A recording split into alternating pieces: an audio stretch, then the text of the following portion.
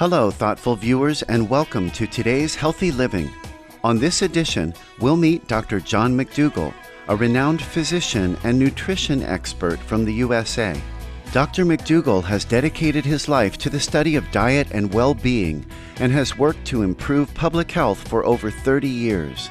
He believes people can enjoy long, healthy lives by following a starch-centered diet free of animal products, and that this way of eating can help us avoid or reverse chronic medical conditions such as heart disease and diabetes. Thus far, Dr. McDougall has written 11 best-selling books, including McDougall's Medicine, A Challenging Second Opinion, and the McDougall Program for a Healthy Heart. Let us now hear how a sugar plantation in Hawaii, USA, vastly changed the good doctor's entire perspective on medicine. I started out as a traditional doctor. As a matter of fact, I got traditional training at Michigan State University between 1968 and 1972. And then I got a job on a sugar plantation on the Big Island of Hawaii. My job was to take care of 5,000 people. It put me in a unique situation, and the 3 years that I was a plantation doctor, I came to the realization that I was a terrible doctor. And the reason I thought I was a terrible doctor is because the tools that I used to help my patients, primarily drugs and some surgeries, didn't result in healthier people. It just resulted in a lot of sick people with a lot of medication. So I had to come to the conclusion that the problem was mine. So that's one of the important things I learned as a plantation doctor, was that what I was doing didn't work. And the second thing I had a chance to learn was what the cause of disease is. I had a unique opportunity. Big Island of Hawaii, taking care of plantation workers. They were first, second, third, and fourth generation Filipinos, Japanese, Chinese, and Koreans. And so I had these 4 generations of people eating differently. First generation living on rice and vegetables and very little meat and no dairy. And the kids got a little more westernized, grandkids fully westernized, and so on. Same genes, basically the same environment. The only thing that changed was the food. And so my first generation patients were always trim, hardworking, lived into their 80s and 90s, never had diabetes, never had breast cancer, prostate cancer, heart attacks. Strong, hearty, healthy people living on a diet that I thought then was marginal at best and probably deficient because it didn't have all the meat and dairy that I was taught you had to have. But there it was, right before my eyes. All these healthy people eating, quote, a terrible diet. And as they started to eat a better diet, as they passed on in the generations, more well-balanced. What I found is people got fatter and sicker. They started getting the heart disease and the arthritis and the diabetes. This was 1976 that I finally left the plantation. I knew that diet caused disease. And I knew there was a possibility for people to stay healthy living on a diet primarily of starches, rice like in this case. And it wasn't inevitable you had to get sick, which is what I've been taught. And I believed.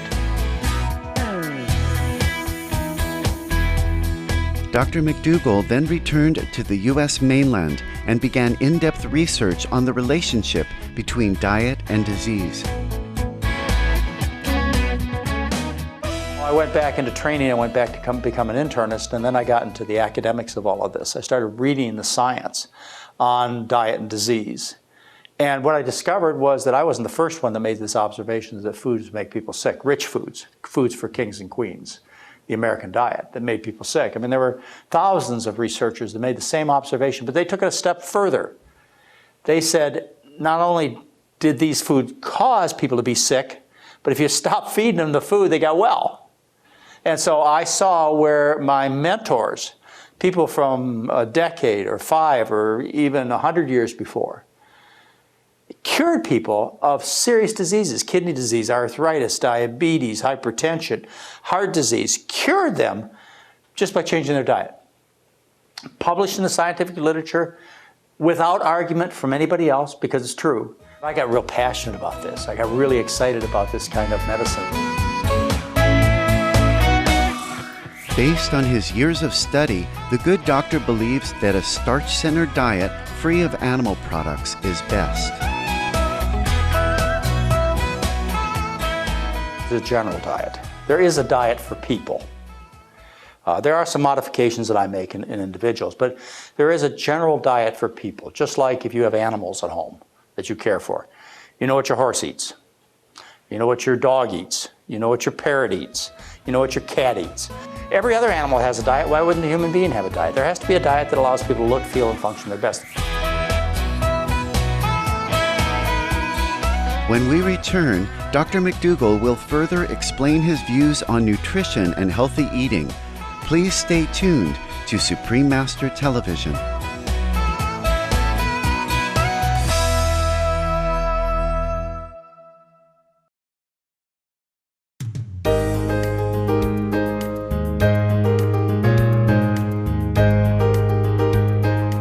Welcome back to Healthy Living here on Supreme Master Television. Today we are talking with Dr. John McDougall, a respected physician and nutrition expert from the USA, about his perspectives on the best diet for humanity.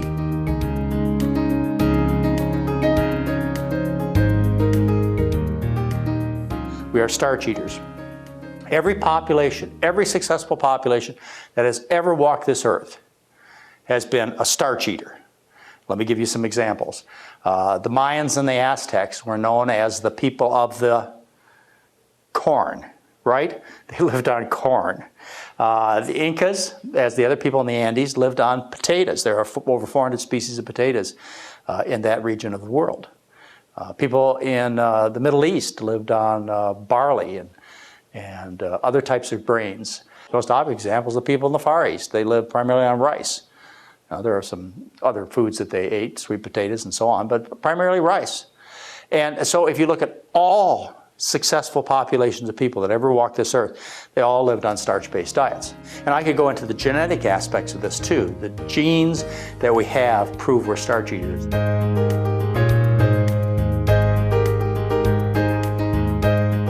Fish consumption has many adverse effects on the human body as well as on the ecosystem. The idea that fish is health food is very unkind to fish. We've almost destroyed, beyond recovery, our oceans. We've virtually decimated the oceans. Sharks, tuna fishes, everything. Gone. And again, to the point where it may not be able to recover. This idea that fish is good for protein or good fish oils is not true. Fish is a muscle of an animal, just like a cow or a pig. It's just a muscle of an animal. It consists of fat and protein, no carbohydrate, no dietary fiber. It's high on the food chain, so it's heavily contaminated with environmental contaminants.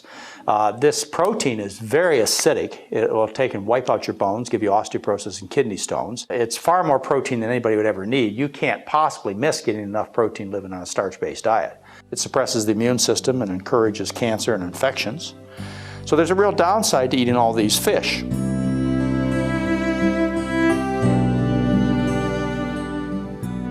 Dairy products are also not fit for human consumption. If I have one thing to eliminate from the Western diet, it would be cow's milk. Because cow's milk, to me, is basically liquid meat. It has the same composition as a beefsteak cheese does. So you're dealing with high fat, high cholesterol, high protein, highly contaminated food, which is ideal for a baby cow if it was clean, which is not anymore. It's contaminated, infected with bovine leukemia, bovine AIDS viruses, listeria, all kinds of pathogens. Mad cow, E. coli, this is the dirty, dirty, dirty stuff. And then you've got the environmental contaminants such as DDT and heptachlor and all kinds of things, PCBs. In addition to having the problems of heart disease and cancer and diabetes and obesity that you'd have with a high meat diet, it also has a problem of the proteins being highly allergic.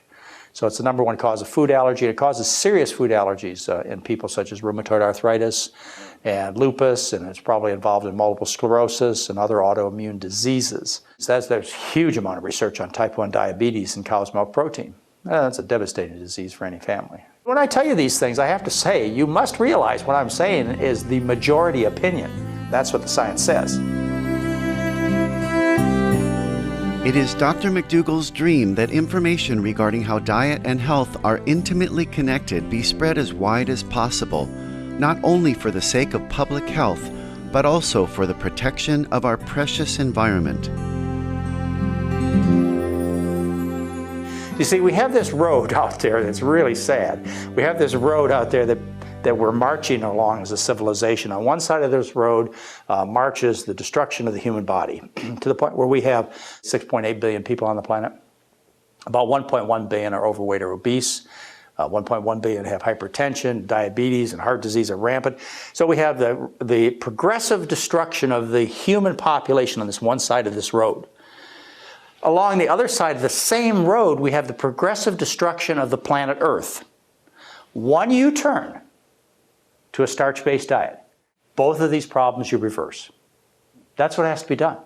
It's a simple message. There's nothing complicated about this. It's one big solution, and that is a starch-based diet. And once people get it, everything's going to work. We'd like to thank Dr. McDougall for sharing his wisdom on nutrition and its relation to well-being, and for promoting a diet free of animal products. Next week, on part 2 of our program, Dr. McDougall will further share his vast knowledge of diet and on keeping well with us. For more information about Dr. John McDougall, please visit www.drmcdougall.com. Books and DVDs by Dr. McDougall are also available at the same website. Thoughtful viewers, thank you for your kind company on today's episode of Healthy Living. Up next is Science and Spirituality after noteworthy news. May we all be embraced by heaven's love and light forever.